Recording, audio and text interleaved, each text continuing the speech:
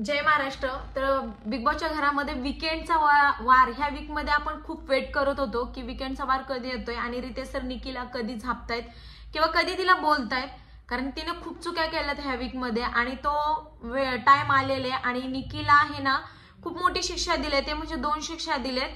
पहिली शिक्षा म्हणजे तिला पूर्ण शो मध्ये ती कॅप्टन कधीच होऊ शकत नाही, ते पद तिच्याकडून काढून घेतले, म्हणजे ती ट्रायच करू नाही शकत।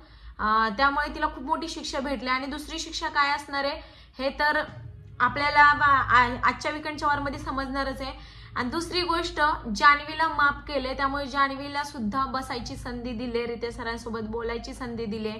आणि तिसरी गोष्ट म्हणजे सूरजला कॉंग्रॅच्युलेशन्स केले, म्हणजे त्याला विश केले की बाबा तो ह्या वीक मध्ये कॅप्टन झालाय आणि सगळ्यांचा खूप आनंद झाला, सगळ्यांना की खूप तारीफ छान केली। ह्या रितेश सर एवढं पण बोलले त्याला की तुम्ही ह्या वीक मध्ये कसं बोललात, कसं समोर दिसलात तसंच बोलत राहा, स्टँड घेत राहा।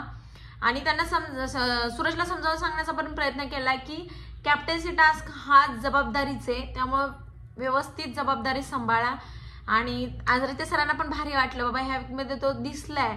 आणि तिसरी गोष्ट म्हणजे आरबाजला एवढं झापले ना, तर आरबाजवरती जो विश्वास ठेवला होता रितेश सरांनी की एकदम स्ट्रॉंग कंटेस्टंट म्हणून, तर त्याने ते पाण्यात मिळवलंय। कारण सगळ्यांना असं वाटते की तो पायपुसणी झालाय निकीचा, कारण तो प्रत्येक गोष्ट निकीसाठी करतोय। ज्या वीक मध्ये पूर्ण टीम त्याच्या पाठीशी होती, तर त्याने फक्त निकीचं ऐकलं, निकीच्या नुसतं हाताखाली केले आणि खरंच खूप खराब वाटत होतं आणि त्यामुळे त्याची इमेज खराब होते।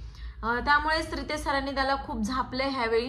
तो काय चेंज होतोय काय नाही हे नाही माहिती, पण रितेश सरांनी जेव्हा त्यांना विचारलं की तुम्ही म्हणजे एकाच्या हाताखाली राबताय, तर तो हा बोलतो कारण ते माझ्या प्रेमाखातर करतोय।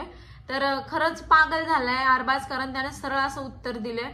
आणि निकीचे तर काही खैरच नाही, निकीला आय थिंक जेल द्यावं असं मला तरी वाटतं। सेकंड ऑप्शन जे ठेवले ना त्यांनी, ते जेल द्यावं मला तरी असं स्पेशली वाटतं, कारण जेलमध्ये जेव्हा राहील ना ती, तेव्हा तिला तसं कळेल खरं काय असतं।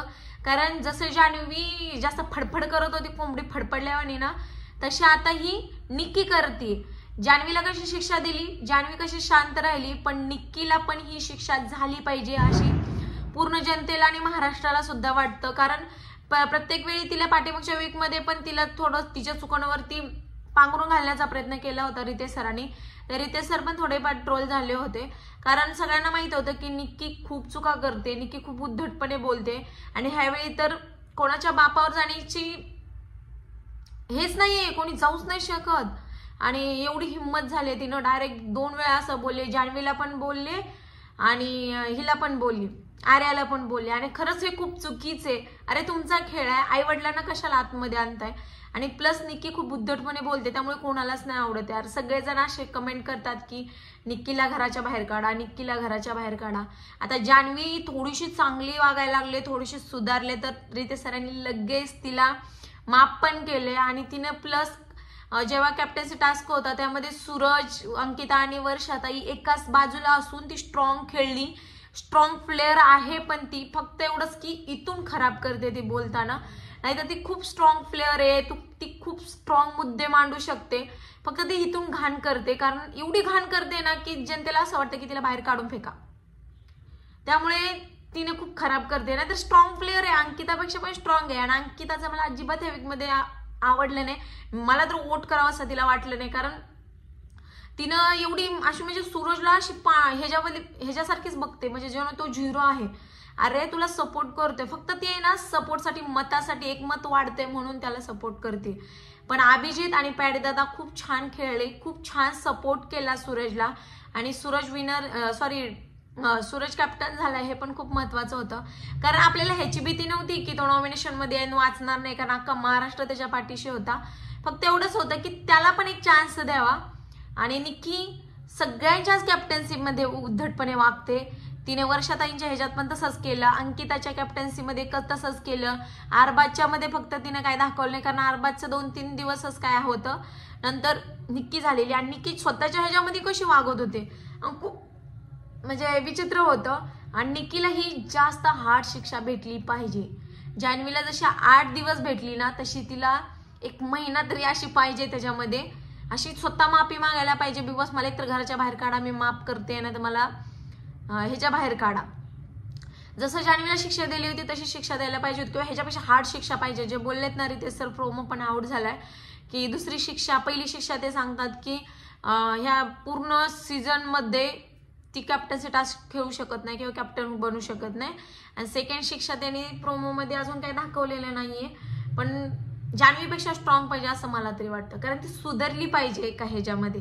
आणि प्लस सुधारायला पण आहे ना, मला नाही वाटत तिचे संस्कार एवढे चांगले असतील की तू सुधरेल, कारण ती डायरेक्ट बोलते की मी घरच्यांचं सुद्धा नाही ऐकत. ह्याच्यावरून समजते की ती ऐकते की नाही, घरच्यांचं किती ऐकते म्हणजे बाहेरचं किती ऐकेल.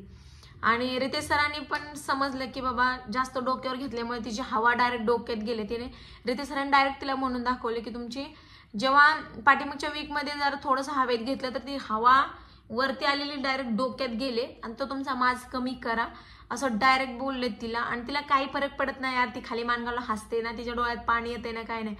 बाकीच्यांना शिक्षा जर दिली ना तर डायरेक्ट रडायला चालू करतील. आणि हिला अजिबात बाहेर काय दिसेल, बाहेर काय इमेज दिसेल, हिला काही घेणं देणं पडलेलं नाही. हिंदीचे पण हिचे शो बघा सेम असेच होते, फक्त एवढंच की तिथं थोडं सलमान खानला दबत होते, पण इथं नाही दबत.